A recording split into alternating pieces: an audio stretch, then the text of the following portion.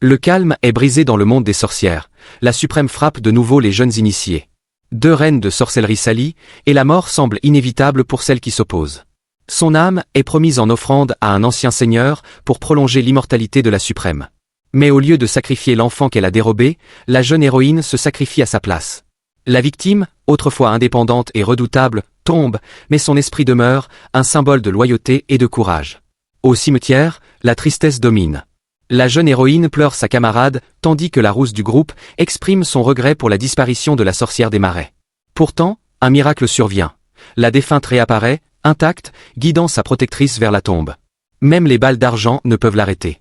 La suprême et la rousse restent stupéfaites.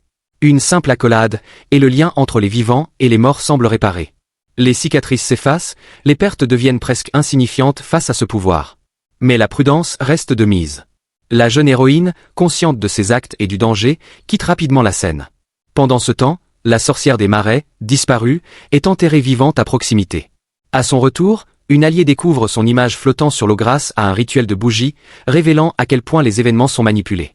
La directrice, en visite pour rendre hommage à la sorcière ressuscitée, se retrouve attaquée par son propre mari, qui finit par tomber sous ses propres armes. Incassable, implacable, la nouvelle suprême se moque de l'incompétence du corps dirigeant. Peu après, des disparitions et des morts secouent l'académie. Dans une salle souterraine, la jeune héroïne tente de retrouver la vérité en sacrifiant sa vue, espérant découvrir le mystère qui menace toutes les sorcières. Mais le danger n'est jamais loin. Une rivale l'attend, révélant que la directrice agit pour protéger le groupe. Le cœur brisé, la jeune héroïne fait face à la réalité. Elle doit affronter les chasseurs de sorcières, ses ennemis les plus redoutables. Pour la première fois, elle ressent la peur et la colère en plein équilibre. Sa rage se tourne alors contre ceux qui menacent le monde des sorcières, préparant l'affrontement final où sa puissance et son courage seront mis à l'épreuve.